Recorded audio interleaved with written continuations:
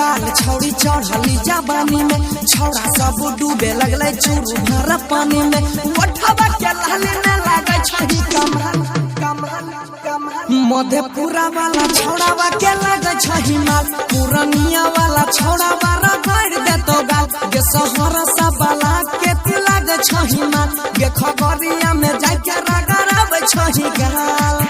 रिमझिम recording studio Simri Bakhtiyarpur पुरनिया वाला छौड़ावा रगड़ दे तो गाल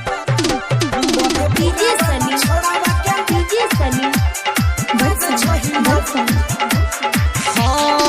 पिन्है छी कपड़ा ताला गई छी से कसी तोरा देखै में पलट जाय छै चकसी हे गए हां पिन्है छी कपड़ा ताला गई छी से कसी तोरा देखै में पलट जाय छै चकसी भीड़ जाके छौड़ी जना लागे छही लाल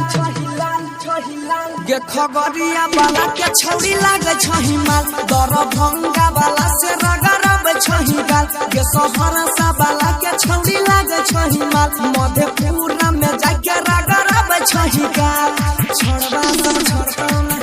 रिमझिम रिकॉर्डिंग स्टूडियो सिमरी बख्तियारपुर दरभंगा वाला से रगड़ावे छही गाल रगड़ावे छही गाल छही माल गाल तोहर लागे छौ मलाई छोड़ दो ने तोरा सुफल वाला भाई बच के न जाइबे गाल तोहर लागे छौ मलाई छोड़ दो ने तोरा सुफल वाला भाई लाइटर खिलावा पूछा तो हाल चाल बेगूसराय वाला छोरावा के लागे छही माल गे मुंगेर